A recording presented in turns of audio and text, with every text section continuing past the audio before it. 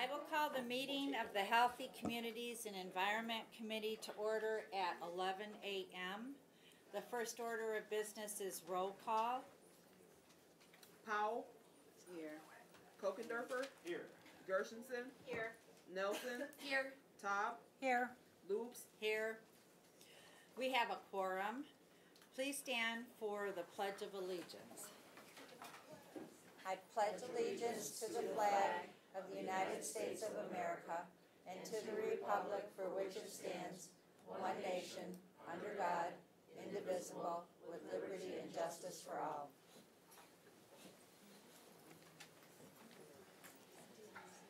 Next item is approval of the minutes. Are there any corrections to the minutes of the previous meeting?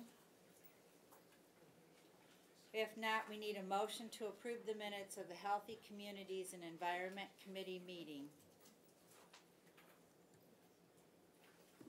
of January 28th. Yes. I'm moving to approve it. Perfect. Okay. A motion by Commissioner Taub and seconded by Commissioner Powell. Any discussion on the minutes?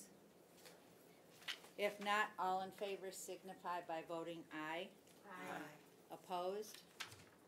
The motion is carried. Next is approval of the agenda. Are there any changes or corrections to the agenda? Seeing none, we need a motion to approve the agenda as presented. Moved by Commissioner Kokendorfer and seconded by Commissioner Gershenson. All in favor signify by saying aye. Aye. Opposed? The motion is carried. We'll move on to public comment. Is there anybody from the public who would like to address the committee? Anyone wishing to speak on topics other than this item on the agenda is usually limited to 3 minutes. Seeing no one wishing to speak to public comment, I'll close public comment. Next item refers to communications. We need a motion to receive and file the communication items, Michigan Department of Health and Human Services Board Minutes from December 2018, Area Agency on Aging Year-End and First Quarter Report, Health and Human Services Department, Michigan Public Health Accreditation Board, Accreditation Readiness Mini Grant Application. Fourth item is Health and Human Service Department, Health Division National Environment Assessment Reporting Mini Grant Application. And the last item is the 2018 Board Minutes from Oakland County Health Network. Motion. Moved by Commissioner Nelson, seconded by Commissioner Taub. And yes, you have something. I just was curious as to why the Owen minutes appear on 2 committees. Do they report to 2 committees? They were on the you guys were, I don't know. No, you don't know. You weren't here. I just wondered why they, Mr. Ward, the Owen minutes are appearing on 2 different agendas. Do they report to 2 different committees? Which minutes are you looking at? Community mental health, it's now called. Under E in communication. And it was on the last agenda as well, as I recall. Yes. Commissioner, you might have an interest in this sitting on the LAGO committee, but the LAGO committee will, or the Legislative Affairs and Government Operations Committee will make an appointment to that board. Coming up, the term is set to expire on certain individuals on that board at the end of March. So there was a resignation from one of the members that does not have a term ending on that date. So this board or that community, or no, that committee will have to appoint somebody to replace her. So that is why it appears on the LAGO committee, and it's actually a liaison to this committee. So that's why you're seeing it on 2 different committees. Okay, thank you very much. Thank you, Madam Makes Chair. sense. Yes. Anyone else? We have a motion and a second. All in favor signify by saying aye. Aye. Opposed? The motion is carried. We move on to our regular agenda. The first item is Parks and Recreation, approval of interlocal agreement with the City of Royal Oak for the development of Normandy Oaks Park. We need a motion. Moved by Commissioner Gershenson, seconded by Commissioner Powell. And we have a presentation. Good morning, Commissioners. Sue Wells, Manager of Oakland County Parks.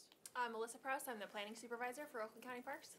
Hi, I'm Jody Hall from Corporation Counsel. I'm the attorney assigned to work with parks. Thank you. A couple years ago, Oakland County Parks and Rec Commission was approached by Royal Oak City officials to look at assistance in the development of Normandy Oaks.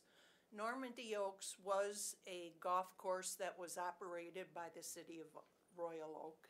And through their master planning process, there was the decision to make it more of a community park for the residents.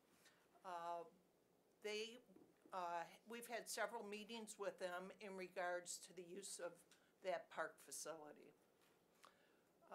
What we do have in front of you is something that has been recommended to the board by the Parks and Recreation Commission. I'd like to point out our involvement with this.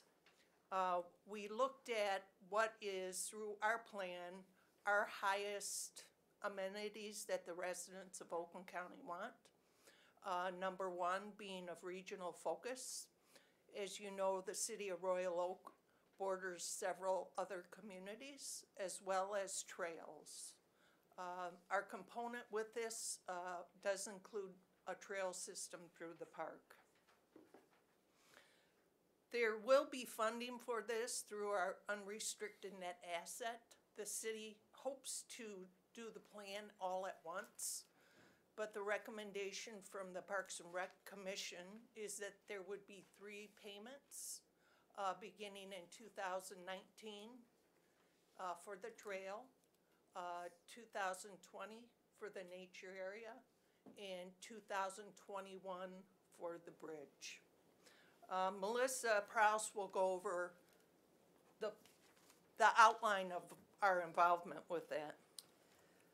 So as you can see from the resolution, our commission's recommending a contribution to the development of Normandy Oaks just over $1 million. And Sue pointed out that our commission wants to focus that funding on the trail development. There's just shy of 2 trails total that's planned for Normandy Oaks, which is a good size to draw some people to use those trails. And then a natural area that they're hoping to kind of make it's a former oak savanna in the area that they're looking at in the southeastern corner of the park. So we're going to help them figure out the best way to restore that and make that a real natural area feature for people using the park. And we'll do some interpretive signage in there as well, so it becomes an educational activity as well.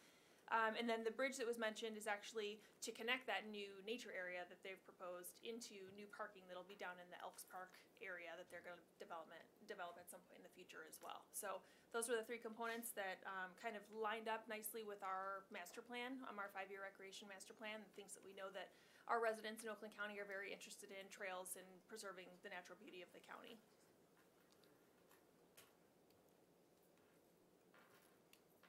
Any comments or, yes, Commissioner Gershenson?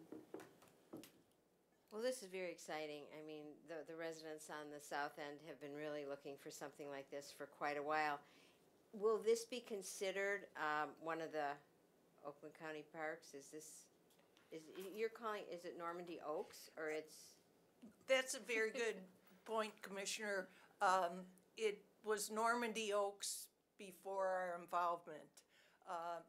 Therefore, it will still be called Normandy Oaks, but that name is because of the City of Royal Oak. However, we will have signage at the park.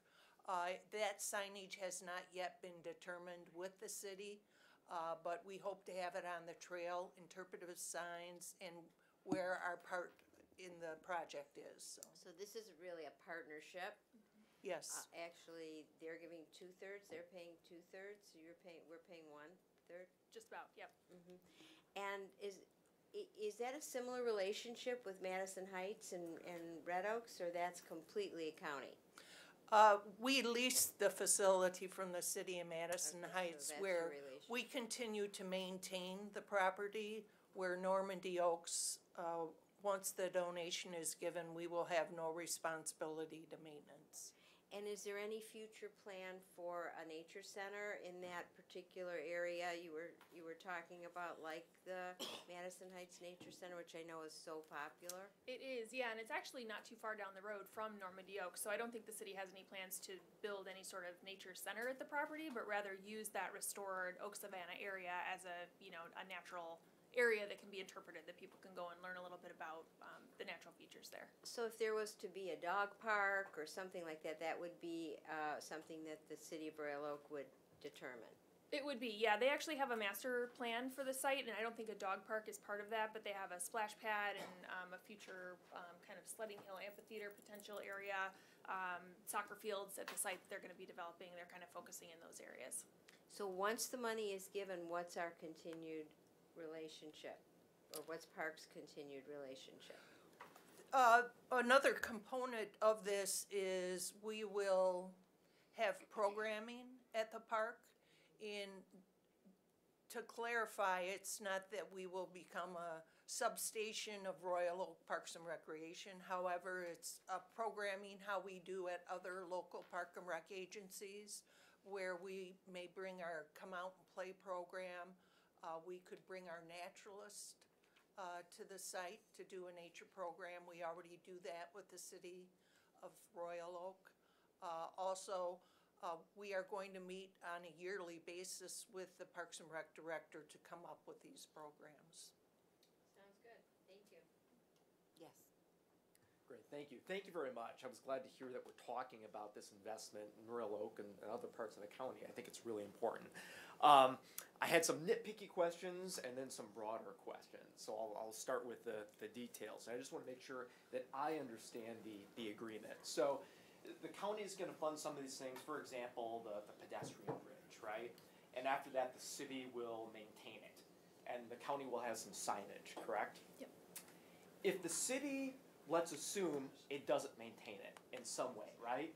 Somebody gets hurt, there's an injury, there's county signage, so now they sue the county for $1 bajillion as it happens. What is the county's recourse there against the city? We don't have any recourse against the city specifically in the agreement because governmental entities are not allowed to indemnify one another. Okay. We do have specific language in the agreement that we've developed over the years with municipalities contained in section 7 that talks about how each party to a governmental agreement is responsible for their own claims that arise out of the acts or omissions of their employees or their agents. So if their agent maintaining the bridge, you know, if something happens, they do it negligently, then they'd be responsible for that damage. Now, if we get, for some reason, we get sued, we would be responsible to pay for our attorney's fees, but that's standard with all governmental entities. Okay. And also, just to let you know, in there to try to alleviate us being brought in and named as a suit, in each particular section, we specifically call out that the city is responsible for all the design and construction work, and that the county is only providing the funding. Okay, got it. And that's similar what state grants do too. Got it. Yeah, I don't know about this area of law. Yeah, so that's no, why I asked. that's fine, yeah. That's helpful. But essentially, there's no way that we could have any recourse against the city here. Yep, no, Got there's, it. Got it. And then sort of a broader base, just to make sure I understand, on the very last page, we have this sort of budgeting information, it looks like, the amount of the net position of the parks, and I want to make sure that I'm understanding this as well. At the very bottom of this is our last page in our packet. And under all these columns says amount of unrestricted net position above policy requirement. And it looks like we start spending it down under this. 2020 we're at 4.4 million, then 3.2 million, 1.7 million, until 2023 we're at 0. Has that always been part of the budget of Parks Commission, or is that something new? The Parks Commission has to help explain this, the Park Commission has a policy whereby they must maintain 1/2 of their unrestricted net asset, and not go below that amount. So when you see it at 0, that does not mean we're completely out of our unrestricted net asset. Sure. And that is 1/2 of our operating budget. No, I understand. okay. That. I get that. Was this, though, before today, was that our plan to get us down to 0 by 2023? No. Okay. Okay. And it says restore millage to 0.25, so is this assuming, what does that mean? I won't even assume. What does that mean, restore millage to 0.25? That would be if there would be the Headley rollback restored. Got it. And do we know if that's gonna happen? That would be, that would have to be a recommendation of the Board of Commissioners when we go for our millage renewal in 2020. Okay. Because those are large amounts, right? In 2021, we're counting on 840 grand. Next year, 856 grand, 873 grand. I mean, if we don't get that, what happens to these budgeting numbers? They will, you see the picture in front of you. I do. We would have to evaluate what we're doing, and we're already doing that right now. For example, at other facilities, we're looking at our conference centers. We're looking at some other facilities where our expense may well exceed our revenue, and focusing on those. But those are, you know, we're looking, for example, at White Lake Oaks Conference Center, where we traditionally put money into the conference center. We're looking at making that a activity center where anybody can rent it. You can do activity, recreational activity. You can provide your own food. You don't need a management company to provide food. So at the end of that, I know I'm going around about by answering that, is the fact that we're looking at how can we bridge that gap a little closer. That's good, because I get nervous. I understand that that's just the policy limit, and 0 doesn't really mean 0. But how I see it, our family, right? We have an emergency fund, right? That we don't touch, and it's just there in case of an emergency. We don't go down that. You know, I wouldn't want to say, hey, let's go on a shopping spree at Somerset and spend everything except emergency funds. We're at 0 there. I get nervous when I see that, because all of these numbers, it says it's assuming 2% annual growth, and that's conservative. 2% doesn't scare me, but if for some reason that 2% is off, and now we've spit down to 0 above the policy limit as of 2023, I start to get nervous. That's all I have for now. Thank you. Appreciate your comments. That was helpful. Commissioner Todd. Thank you. I have several questions. First of all, how are the golf courses doing? Because I know that we are losing money, losing money. How are they doing now? All our facilities are very weather driven. This last year was not a good weather climate for golf. We lost we invested approximately $350,000 into our 5 golf courses. And they are any better than others? Are there any that are achieving? I mean, you know, and do we need 5 golf courses? Has this been discussed in Parks and Rec? We are evaluating our golf courses also. Probably our biggest golf course that we're looking at right now is the one where we have to pay a water bill. Our others we can use well. But our water bill at Red Oaks Golf Course is over $100,000. Ooh. Okay. All right, that I'm taking a deep breath there. Okay. It would be a good idea to evaluate that, because as we know, water and sewer are just going to go up. Okay.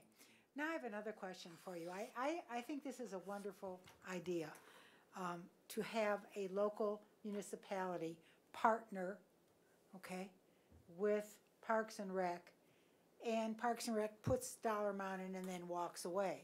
So I'm going to make an amendment. I don't know if I have to have this typed out or not, because I have my communities that I represent, one of them doesn't have any parks, and that's been a complaint of theirs, of some of my constituents, to have parks, and two of them don't. But one of mine does, and I think it would be an absolutely wonderful thing for Oakland County Parks and Rec to start investing in not just Normandy Oaks, but others. I know that other commissioners have parks in their communities that could use $1 million. So my amendment will say, be it further resolved that Oakland County Parks and Rec set aside a fund from $1 million, not to exceed $5 million for other local regional parks. I think that would be a wonderful thing. Because again, as I said, Bloomfield Township, City of Bloomfield Hills, they don't have parks. People in our township would like to have a small park, so I think it's a good thing to do. Commissioner Gershenson.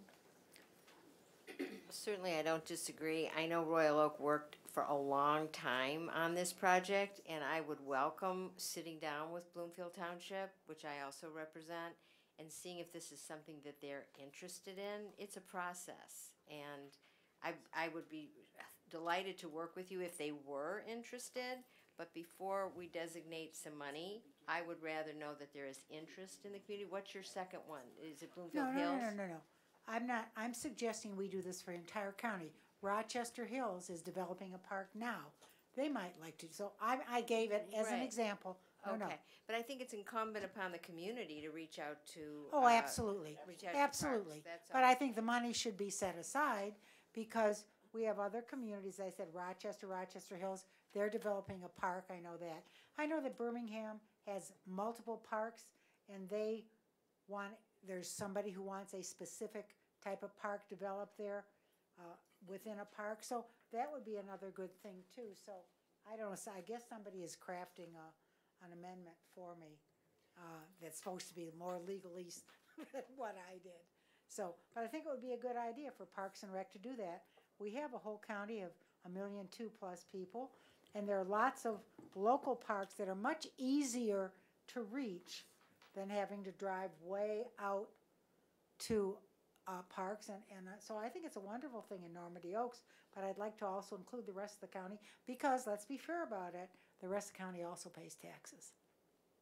So these are county taxes that are being used in Royal Oak, and I think there should be the opportunity to use them elsewhere. Is somebody drafting that, or? I did. I feel part of the issue was that there were no facilities in the south end, or there were limited facilities in the south end, and that's kind of what drove this whole effort, is to bring more parks to the south end. There's several parks in the north end. Again, I'd be open to it. I would want to know a lot more about what you're thinking.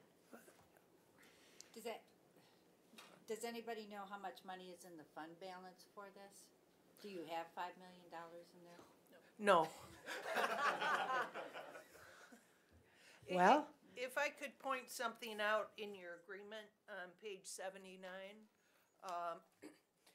under the introduction, it does speak to the Oakland County Parks and Recreation Commission Recreation Partnership Policy.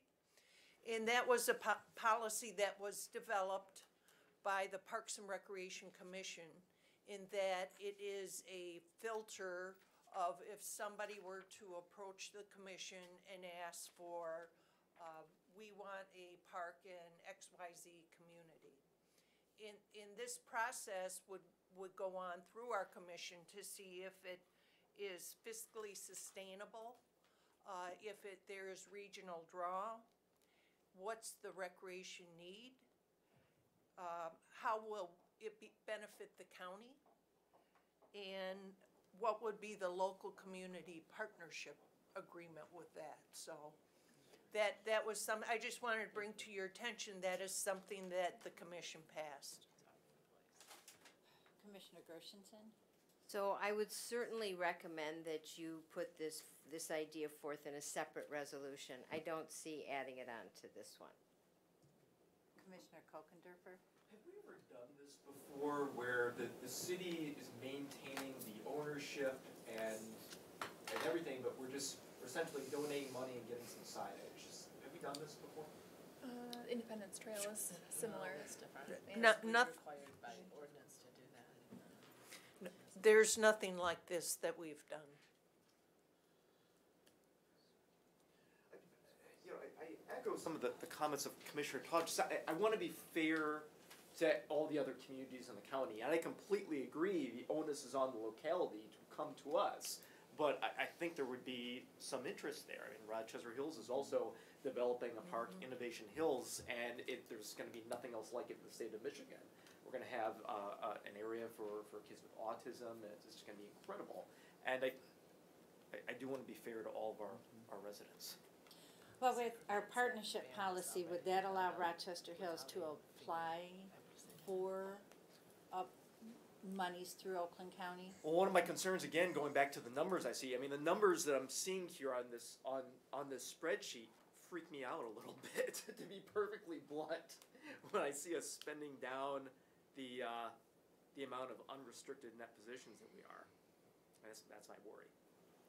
You know, we're plopping down $1 million, but what about all of other needs? And then also, what if the 0.25 millage doesn't pan out? What if the 2% of annual growth, what if we don't hit that? There's a lot of what ifs here to go down to zero. Commissioner? So again, I'm very open to what you both are suggesting. I think it's a separate resolution, and I think it's something we could explore in the budget process. Commissioner Todd. I'm just waiting for the draft, but I think it belongs here because I think we're talking about the theme of this all are local parks and a working relationship or a contributory relationship with Oakland County Parks and Rec. So, I mean, I don't care how much money is set aside. I mean, I just pulled that out of the air, but we're spending $1 million, okay, which we should do, and I have no problems with that, and I will support that in Royal Oak to help them put together an area type local park. It's much easier for people to access a trail in Royal Oak than have to drive way out to Orion Oaks.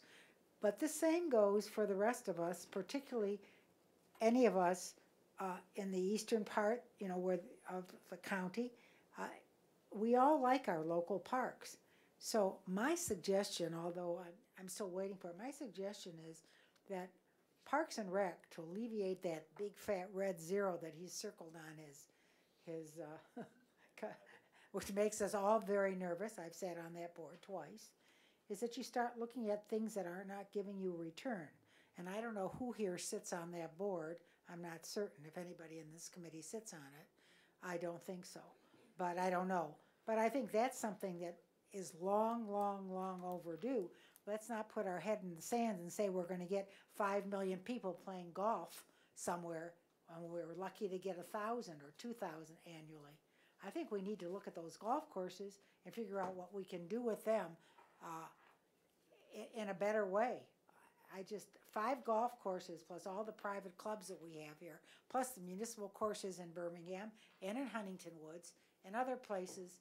Maybe we ought not to be in the golf course business with 5 golf courses. That's just my thought. Commissioner Gershenson? I am aware that Parks goes over this and has been going over this and has been looking at the budgets and has been looking at the golf courses for years. This is a priority with Parks. This is nothing that's new right here. The issue was trying to bring in something to the south end. Again, any of your ideas you should take to our parks, take to the Parks Board or a new resolution. I can't see starting something that's like a tri-party fund or a bi-party fund as an amendment. It requires a great deal of consultation. It's disrespectful, in my opinion, to the Park Board to come up with something as an amendment. I think it needs to be well thought out. I know this was several years in the making and lots of meetings and lots of discussions. And I'd like to see the same. I'd like you both champion what your ideas are. But to bring it up as an amendment, to tack it on to this, which has been a long time coming, I think is disrespectful. Yes. I'd like to respond to that. I am so proud of David Woodward and his perseverance of what he has done to bring this forward. He has set the standard way up high here, okay? And so we don't have to go back and renegotiate and do that. We can just add on other communities to have the opportunity to do exactly what he set the stage for, what he lobbied for. Somebody has to take the first step for local parks, and Dave did, okay? That's the person who did it, and I'm proud of what he did. On the other hand, I think that the stage has been set, the parameters have been set, $1 million, give or take, will be spent. I think it's wonderful, and I think therefore we should also be setting aside and looking at the budget, and as far as Parks Board taking it up, the Parks Board has been taking up golf courses for the past 15 or 20 years, and nothing has been done, okay? Zero has been done. We've tried everything in the parks to get people to come to the parks to play golf. It's not working. So my suggestion to parks is to figure out what to do, maybe eliminate some golf courses. I don't know. I don't sit on it, and I never will again. So, but something has to be done. And I'm saying it here because, quite frankly, you're here asking for a budget, $1 million, give or take, and that's why I'm proposing this here. Okay? So, Sue, I know you can take it back to the Parks Board, and I know you will, but that's just my suggestion. I don't know where my amendment is, but it's supposed to be coming here. I'm not adverse to other communities submitting through the partnership as the city of Royal Oak did. I would like to see budget numbers. 1 million to 5 million is a large space. Well, and I agree. I agree with you. I just threw it in there, and I'm not disagreeing with you. They could set aside some funding, or beware that, we could even eliminate the amount of funding, but be aware that other communities have this opportunity as well. Yeah, let's just remove the specific amount, whoever's writing it, and just say that other communities should also have this ability, okay? This is not, that covered under our partnership policy right now? no, That's correct. what? We do have a partnership policy that's referenced in the interlocal agreement. Okay, but it's not really part of this resolution, and this board, okay, this board speaks by resolution. That's how we speak. The partnership thing, I use the word, the partnership agreement is your board's agreement, okay? It has nothing to do with the Board of Commissioners. That's correct, Commissioner. Okay. Yeah, okay. So, well, Should we explain legally that a little bit? So the Parks Commission passed last month a recreation partnership policy that's gonna govern, there's a procedure set forth in there to evaluate partnership options going forward. Any partnership options that they recommend review, there's a procedure that goes, a very detailed procedure that municipalities must now follow if they want that, and then it will be codified, that partnership, in an interlocal agreement that would come back to the Parks Board and the Board of Commissioners. So you are involved in that agreement. but we haven't seen it yet. And you're asking me, what you're asking me now, and I get it, I understand that. You're asking me to approve about $1 million for a park in Royal Oak, okay, which is fine, I get it. People worked very hard on this and they want it, and I don't disagree with it. But I haven't seen your agreement, so, you know. You mean the policy? The policy. You've seen That's that, it. yeah. Yeah, They have. and I believe that policy should have been part of this resolution as well, so that then it would afford other communities the same opportunity, okay? We have a motion and a second on a regular agenda item. We have a motion for an amendment. What I'd like to do right now is take a 5-minute recess to gather additional information. Okay, that's fine, I haven't. That's good. Do we vote on recess? All right, 5-minute recess.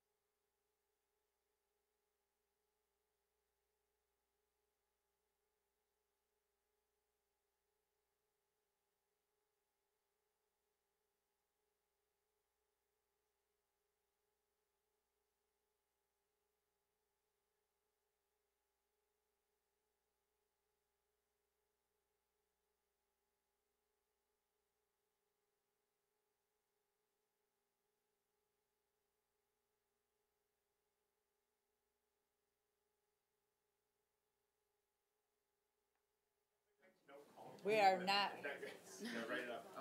Go back to recess. Talk slowly. Well, you didn't get a second, or I don't know if you need one.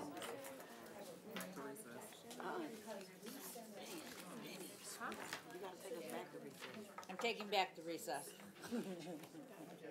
Without objection. Thank you. That's not good.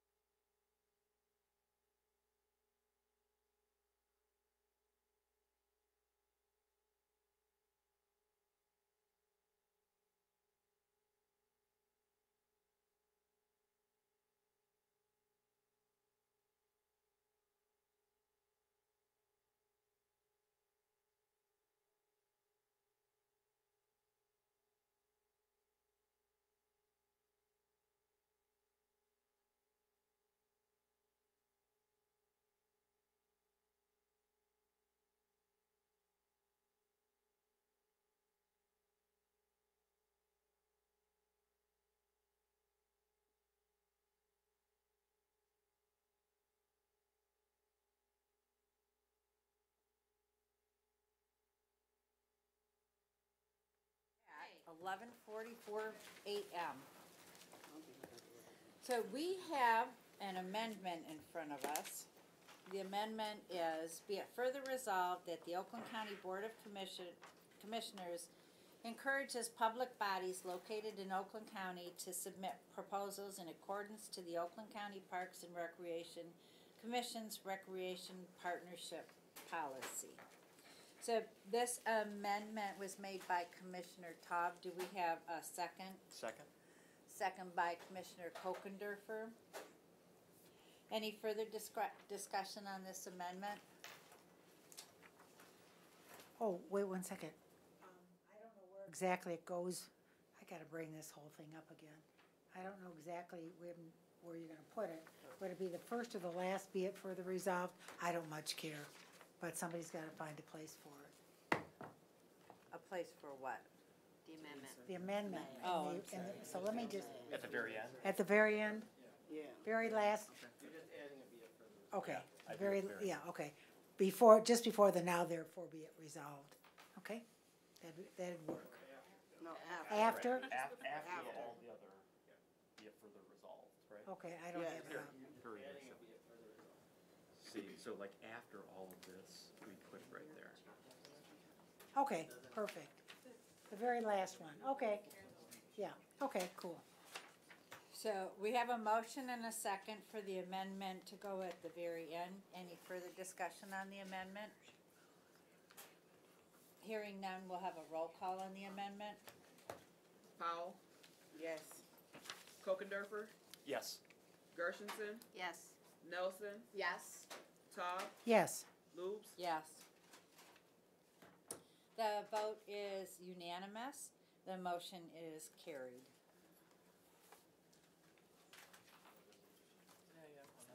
On the resolution as amended. Kokendorfer, Yes. Gershenson, Yes. Nelson, Yes. Todd, yes. Powell, Yes. Loops, Yes. On to our next order of business, a presentation by our, thank you, Public Services Department, the Veterans Service Division. Welcome.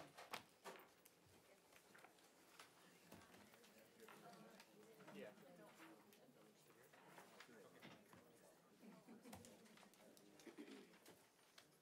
you can take that one. Good morning, Commissioners. Good morning.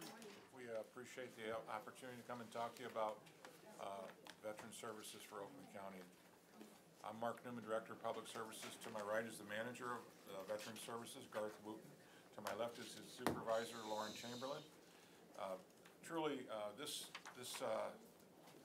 division of Public Services is one that we take a lot of pride in.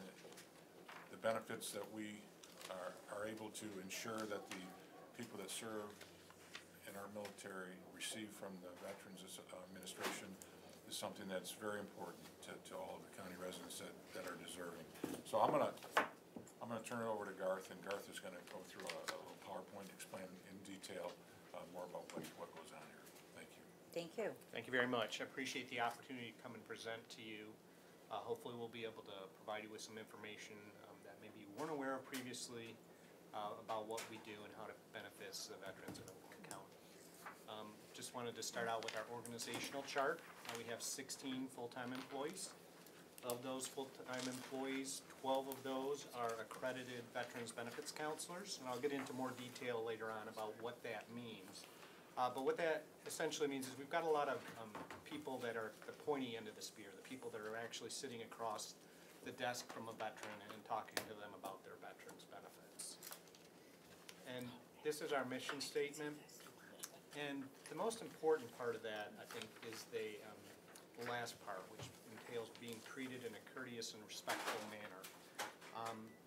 We always try to emphasize the point that we never want our clients to feel like they're just a number or that they are talking to a bureaucrat. We emphasize in our training to our counselors that the most important person is the person sitting across the desk from them when they're conducting that interview. So again, something that we really, really emphasize to try and make sure our veterans, are comfortable when they come into the office, that they feel like we care, and that they're well taken care of. We have two offices. We have one in Pontiac and Troy. The Pontiac office is in the north office building right across the parking lot here. And the Troy office is located on Crooks Road in the South Oakland office building at 1151 Crooks Road. The Troy office also hosts the Michigan Veterans Trust Fund, which is a state program that provides emergency assistance to veterans. Both offices have representatives from Supportive Services for Veterans and Family grant recipients. TTI and OLSHA are the two that we host in our offices, and they provide They receive grants to help homeless veterans, so they can provide temporary assistance if somebody's homeless, to get them temporary housing, and then they also provide more permanent housing options through HUD-VASH grants and things like that. We also hold or host Lake Shore Legal Aid, which provides legal assistance for veterans for non-veterans benefits type issues. So if they have issues with debt relief, things like that, then they can go see Lake Shore Legal Aid when they're in our offices. We also go to Holly Area Veterans Resource Center, which is a center that was opened up by some local veterans in a former Holly High School. So we go there twice a month and provide benefits assistance out there. And we also go to CARES of Farmington Hills monthly, provide assistance. Our hours of operation, we take either appointments or walk-ins. Appointments a lot of times are fine for individuals that don't have anything that's an emergent need or something that's they want to deal with immediately, but for a lot of times what our clients are dealing with are emergency type situations or situations where they've gotten a letter from the VA and they don't want to wait, you know, several weeks or several months to deal with it. They want to come into the office right away, and we our average wait times are around 7 minutes the last time we checked those. So we can get them in quickly. And I want to also mention that if you have any questions, please don't hesitate to interrupt me during the presentation. You can also ask them at the end, but if you have anything you want clarification or you have any questions, please don't hesitate to stop me. Yes. Oh, yes. I just have a quick question. Are all vets entitled to your services, or is there different categories or what have you? Well, it depends. There's different benefits programs, and the qualification criteria are different for all those benefits. So all veterans can come in, all Oakland County veterans or dependents can come into our office, and we'll talk to them about any of the benefits they're entitled to, and then we go over the eligibility criteria. So there are some that require wartime service that, you know, others that don't have that wartime service may not qualify. There are others that don't require wartime service. There are some that are income-based, others that are not income-based. So essentially, any veteran or dependent can come into our office, and we'll go over the benefits, and then they would determine whether they want to apply for any of those benefits. May I follow up with a question? Sure. Okay, Great Lakes is one of the great burial grounds that we have in this country. And I'm very proud that I was on the board when we approved this. Are there any qualifications to be buried there? Well, the qualifications are VA determined eligibility criteria. So veterans who served prior to 1980 with a discharge other than dishonorable only need 1 day of actual active duty service. Wow. Yes. After 1980, the VA changed the criteria so that you have to either have 24 months of active duty, or if you were discharged because of a hardship or a medical condition, it can be less than the 24-month period. Okay, thank you. Thank you, Madam Chair. Thank you. There are some county-specific veterans benefits that are mandated by state law. We have a county burial and marker foundation program. The county pays a $300 burial allowance to qualifying next of kin of veterans and next of kin or their spouses. There's a state limitation on that, and it's established by state law again.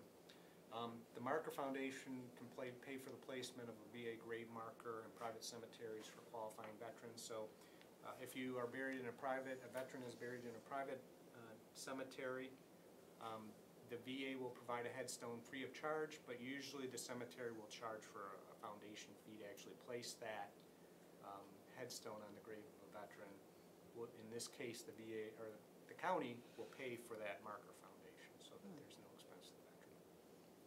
Obviously, if they're buried at Great Lakes National Cemetery, there's a headstone provided free of charge, and that issue does not come up. We also have a Soldiers Relief Program, which provides temporary financial assistance to wartime veterans who are experiencing a temporary financial emergency. Yes. So clarity, you just stated that if a veteran buried in a private cemetery, the headstone and that, I guess, that different additional cost you all will pay for, or the family will have to pay? if they meet the eligibility criteria, then the county would pay the foundation fee for that VA headstone in a private cemetery. And those fees vary anywhere from $50 to close to $400 in some, it depends on Okay, the and cemetery. what is the qualification? For a veteran with one dependent, the value of his estate would have to be worth less than $40,000. First of all, he'd have to have wartime service, 90 days of wartime service, and the value of his estate would have to be worth less than $40,000. If the veteran dies without a dependent, then the value of his estate would have to be worth less than the funeral expenses. So, and when we talk about the value of the estate, we don't count the homesteads. We're not counting the value of his home. We're talking about stocks, bonds, savings, things like that. Okay. Anything I missed, Lauren? Okay. We have a transportation program. I don't know if any of you've seen our van driving around the campus, but we've got a van with a wheelchair lift with a high top so that it is accessible to the handicapped individuals. And we provide transportation to the both VA medical centers in the area. So we go to both Ann Arbor and Detroit. We list the pickups locations there so that we try to get to different areas of the county for those pickups. We also do home wheelchair pickups by appointment, so if an individual is confined to a wheelchair, they can call and we'll actually go pick them up at their home and transport them with the wheelchair lift to the VA medical centers. We did, in fiscal year 2017, we transported 425 veterans to the VA medical centers, and those trips, 204 were to Detroit and 221 were to Ann Arbor. Commissioner Powell? Question, where is that Pontiac office location again? It's in the North Office Building, which is right across the parking lot. I don't know if I'm pointing in the right direction, but just north of here, there's a parking lot, and then on the other side of the parking lot, there's a two-story building. MSU Extension is also in the same building, and Circuit Court Probation's in that. Oh, okay. It's building Okay. 26 East on Got the it. signage, building Okay. number 26 East. Okay, thank you. As I mentioned earlier, our veterans counselors are accredited representatives with the VA, and I'll discuss that in a little bit more detail later, but the second bullet there, advise, assist, advocate, summarizes our approach to client services. So we're going to conduct a thorough interview, complete all necessary forms, get supporting information and evidence, and follow up to ensure the claim is processed as expeditiously as possible.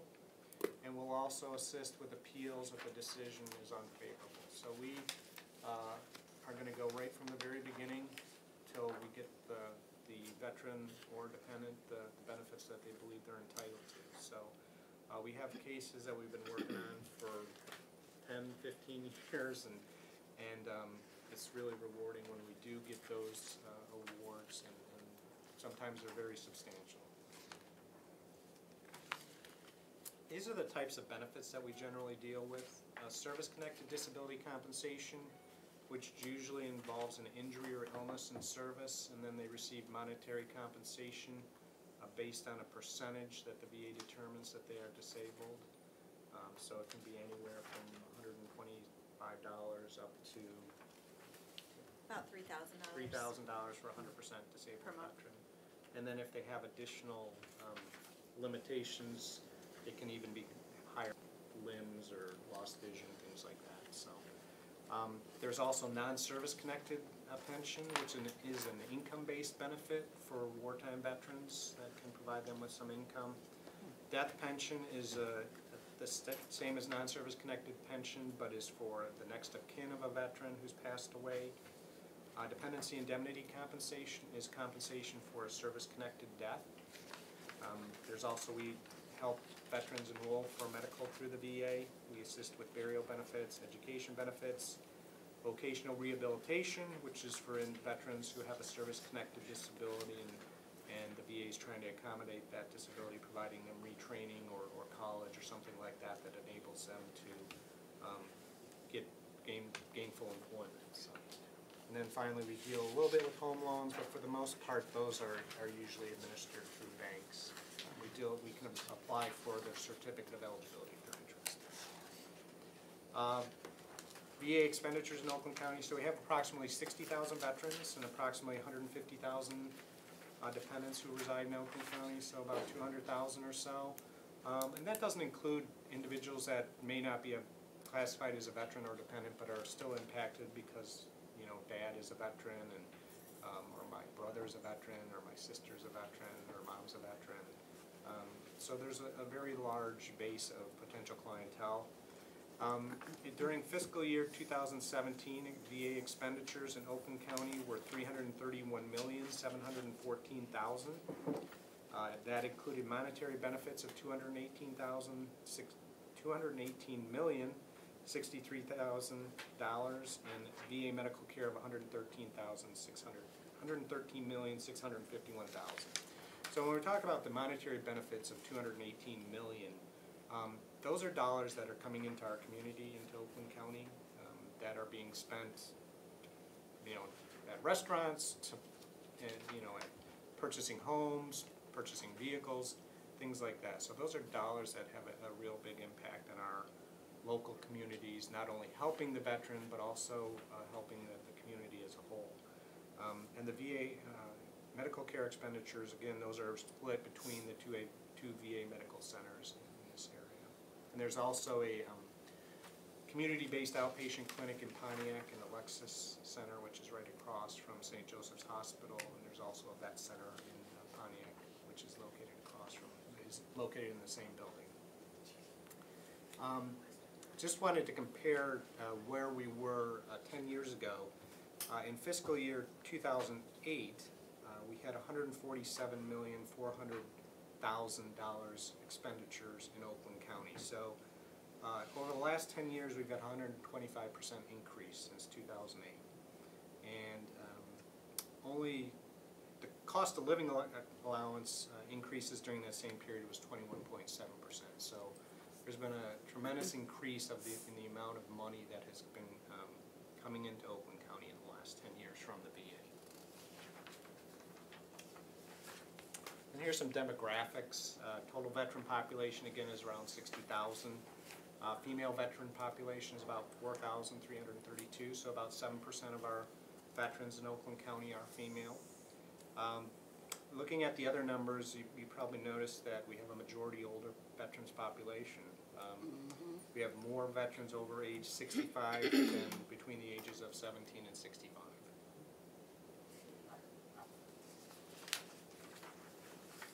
Some of the challenges we're facing, we've got an aging veterans population. World War II, Korea, and Vietnam veterans have greater medical needs and are more likely to qualify for non-service connected pension.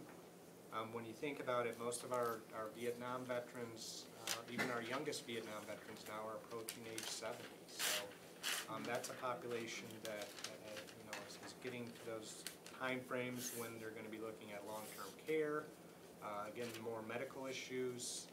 Some of their service-connected disabilities are getting worse. So it's a challenge for us to make sure that we provide the adequate resources for those individuals. Another challenge is Vietnam veterans and Agent Orange related disabilities. Some of the presumptive conditions that are related to Agent Orange exposure in Vietnam have a tremendous impact on our older veterans when we talk about lung cancer, prostate cancer, diabetes mellitus type 2.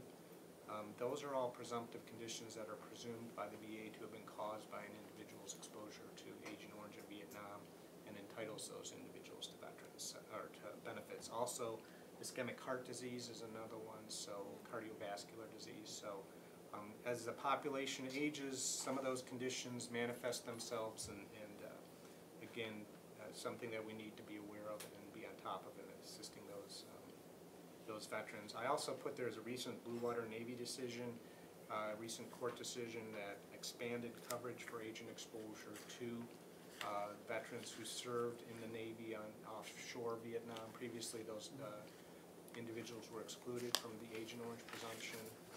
Whether the VA, it was approved by the Court of Appeals of Veterans Claims, so the next step would be the U.S. Supreme Court, and we're not sure whether the VA will appeal that decision. We think they will, but whether they'll be successful or not is questionable. What we're also finding is that veterans returning from the current conflicts are filing much more complex claims. World War II and Korean veterans would file claims with 2 or 3 issues, Vietnam 3 to 5 issues. Veterans returning from the current conflict are filing claims with 11 to 15 issues. And what we're seeing a lot of times, that's a result of probably the signature injury of the current conflicts is traumatic brain injury, where individuals were injured as a result of an IED explosion while they're inside of a Humvee or something of that nature. And that type of an injury can result in impact a lot of different body areas. It's, your brain is basically rattling around inside your skull and can cause a lot of issues.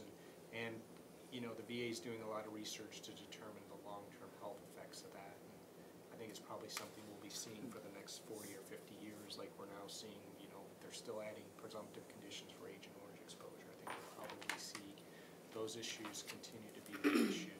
Also, PTSD is something that has come to the forefront as far as people becoming more aware of that issue, and actually seeking treatment and filing claims and things like that. So that's another issue that going forward I think will be a big issue that we work with the VA closely to make sure that our veterans are getting the benefits that they're entitled to, and also that they can get the treatment that they need for those issues. Is the microphone working? Is mine? Garth, can you push it a little closer? There, sorry about that. One of the things that we do is we have more upfront development for fully developed claims. Is another challenge we have because the VA actually processes claims a lot more quickly now. If we can submit them as a fully developed claim, we can get a decision much quicker. And that involves more background work for our counseling staff. Another challenge is retaining a highly trained staff of veterans benefits counselors. This is, I think, an issue that's probably something that the county as a whole is probably going to be addressing in the coming years, is trying to get people that want to work for the county, that are willing to stay here long term, and that when we invest a lot of time training those individuals, that they're going to stay here for a long time. I'm sure Human Resources can talk to y'all about the issues that they're facing with the current job. Employment is a lot of jobs out there available right now, and trying to make sure that we are something that's attractive and we can maintain our staff, because we do spend a lot of time getting them up to speed. Another challenge that we face is the VA movement to a nationwide claims processing system. So previously, when we filed a claim, we would send it to the VA regional office in Detroit. We knew the people down there that were working the claim. We could call them and talk to them about it if we had issues or concerns. The VA a couple years ago moved to what's called a nationwide queue, so that when we file a claim electronically, it goes into a nationwide queue, and the VA distributes it to whichever regional office can handle the workload at that time. So we may send a claim in, and it may end up being worked in Togus, Maine, or San Diego, California, or Texas. I mean, it can go anywhere in the nation. So it creates a challenge for us to try and track those claims and make sure that they're being processed properly. One of the advantages we have, though, is we've been given PIV cards, which we can go on our computers at work with anyone that has a card access CAC reader, and we can check the status electronically, so we can get into the VA claims system and look at that. Again, that creates a challenge as far as getting people that qualify for these and maintaining them. So, processing times. The VA has made tremendous progress in the recent years, eliminating backlog of claims. If we file a claim under the traditional process, it'll take approximately 6 months or more for a VA decision. It used to be 12 to 18 months, so that's an improvement. But if we file the claims as a fully developed claim, they're decided much more quickly than the traditional process. And our goal is to file all claims as a fully developed claim.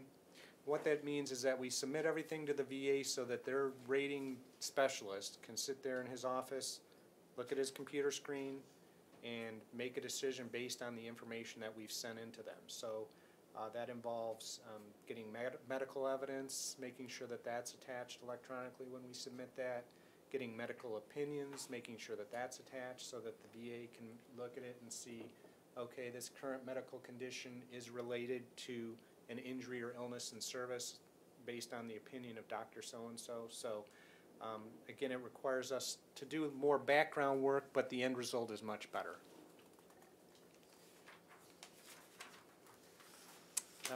As far as the quality of our services, we put our new counselors through 6 to 12 months of intense training. And they, at the end of that, or sometime during that period, they go to a VA-approved accreditation course and have to pass a test at the end of that course. And that's generally offered at our National Association of County Veteran Service Officers Training Conference. They have to have 32 hours of instruction and then take a test at the end of that 32 hours. In addition to that training, we're also required to have 16 hours of continuing education units every year. We do that at our Michigan Association of County Veterans Counselor Spring Conference, which is in April, and this year it's in Frankenmuth. We move it around the state. We do that, fortunately the state of Michigan has provided us with a grant that allows us to send all of our counseling staff to that spring conference at minimal expense to the county. We also have supervisors and managers. Lori's the supervisor of our Pontiac office, and then Maggie Spielman is the supervisor of our Troy office. They review the quality of work and make sure provide feedback and training is necessary to make sure that we're providing quality service to our veterans. We also stay apprised of any changes in VA laws, rules, and regulations. We're on quite a few outreach boards and committees. I'm not going to read through all these, but some of the recent ones that we've started to serve on veterans treatment courts, which is a fairly recent development. We have 4 in the county that are listed there, and what they do is they try to provide veterans with resources to make sure that they cut down on the recidivism rates. It's not something where it's a free pass or free ride. They're going to serve, you know, whatever the conviction is, the judge will make an appropriate sentence. But what it allows them is an opportunity, whether they need substance abuse treatment, something like that. They can get that through the VA, so we work with the VA in our office, or if they need psychiatric counseling or anger management type issues, we can get those resources available to them. So the idea is to try and make sure that they successfully complete their probation and hopefully never become involved in the criminal justice system in the future. Some of the issues and opportunities, we have a VetraSpec, which is a web-based claims management system which allows us to work claims right wherever we are. So it improves our ability to do outreach. We can take a laptop with us and access this information online and be just about as efficient in the field as we are back in our offices. The VA's initiated electronic filing, which again allows us to send things electronically to them. We used to have to send it through the mail or sometimes fax it, but now we can send it electronically. We also have remote access portal, which gives us access to the VA claims information. That's again what I talked about with the PIV card earlier. What I've talked to the commissioners about in the past is if you have any areas that you would like us to come out to that you think we could provide services in your community, we're very open to doing that. What we would need is just a space with some privacy. We've done it in libraries in the past that they can provide us with a private room, or resource centers or even senior centers. So if you have anything like that in your area, we'd be happy to look into coming out there and providing some assistance in your area.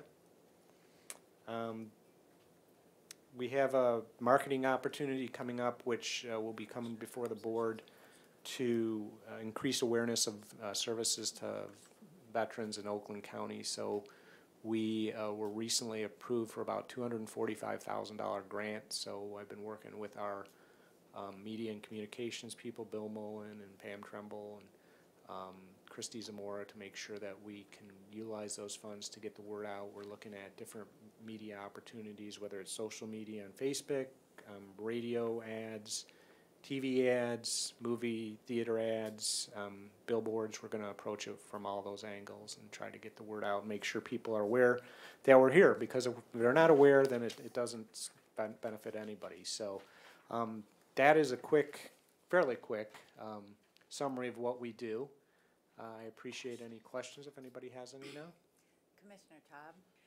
You know, I don't know how you deal with emergencies. I'm a little bit, because you just said that, Garth, that you submit all the medical claims and all the information about the vet, and it takes at least a month for them to be granted services. In the meantime, you've got someone with PTSD who can't see straight or walk straight or whatever. What do you do with that person? Well, you know, we look at each individual and their individual needs and try to make an assessment and get them the benefits or resources that they need. So if somebody comes in that situation, you know, they have a disability claim, they're waiting, they may have any income challenges, we can provide them with emergency assistance through our Soldiers Relief Fund, or refer them to the Michigan Veterans Treatment Fund, or Michigan Veterans Trust Fund, excuse me. And if they have housing issues, we can make sure we refer them to an SSVF provider. We work with a homeless coordinator in the county that oversees all homeless veterans, but we've also got a veterans homeless group that meets every 2 weeks. It's called a by name list, and we have by name every veteran in Oakland County that we've identified as homeless, and we're making sure that they're not falling through the cracks, getting the resources that are available to them. If they are in need of psychiatric help, we will send them right over to the vet center, and the vet center in Pontiac has never turned anybody away.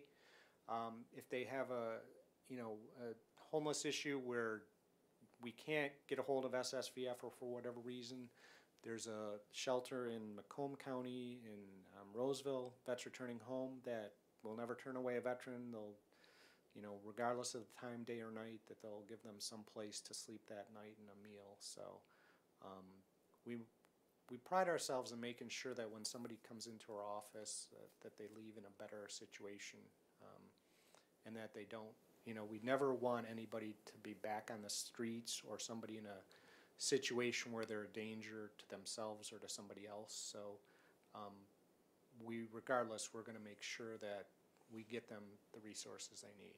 So Commissioner Todd and then Commissioner Powell. So if there is if I may follow up, if there is a medical emergency, Mm-hmm. and they've got to go into St. Joe's or whatever is closest immediately, does Veteran Services pay after the fact?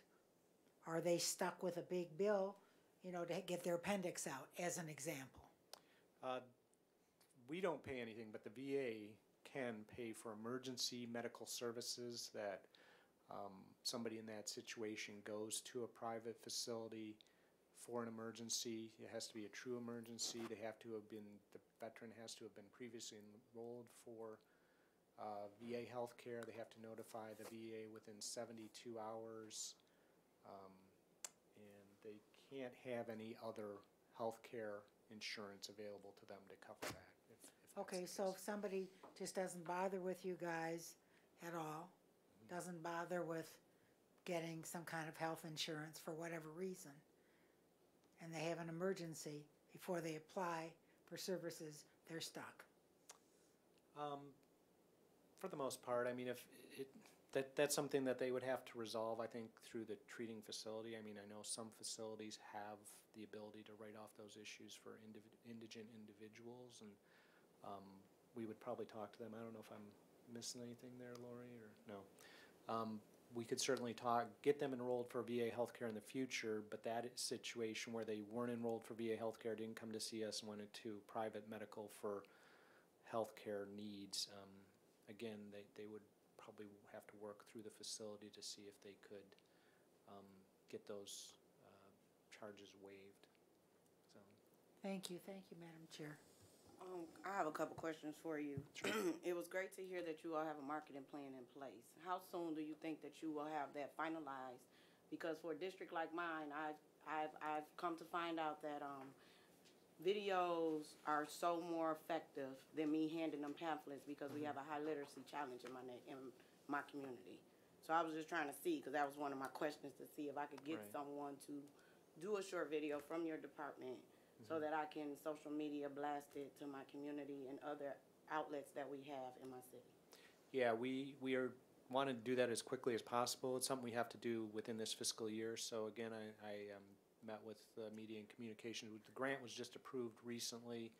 I met with Media and Communications, and the reason we originally applied for $48,000, and the state approved $245,000. So we are a little bit taken aback by the amount, but I mean, we'll certainly figure out a way to, I mean, we'll spend it judiciously, but we'll make sure that we have more resources to use now, but we want to do that as quickly as possible. So I would say within the next 3 months or so, I would hope to have something out that we can share with you and you can get out to your community. Okay, and then also in the meantime, of those 3 months, do y'all have talking points or something that you'll give commissioners so that we stay on message of what you all provide and we're not, talking and, just mixing the right communication that we need to tell our community? We certainly can provide you with something if that's I would something prefer you'd that, like. yes. Okay. So that I stay on message of what you all offer at your location in the Veterans Department. And then I have one more question. How many total employees do y'all have in y'all department? We have 16 total employees. 16, and of the 16, how many are minorities? I'm not sure that. You know, I guess what would you qualify as a minority? Color, so race. We don't have any currently that are. Thank you. Yes. I just wanted to say, I did attend Judge Grant's program for veterans, and it's a very meaningful experience. You'll get an invitation to some of the graduations, and it's worth your while. Oh, yeah. I know, I'm excited about everything that we offer. I just know that in my community, the communication's not out there. So I'm trying to make this Yeah, no, connect. that's great, and the whole issue of diversity in the county is something we repeatedly request over and over, with some success. I'd like to make a motion to receive and file this presentation, so it's on record for people to see. Thank you.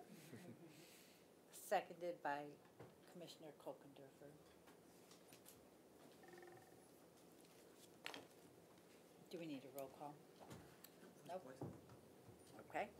So all in favor? Aye. Opposed?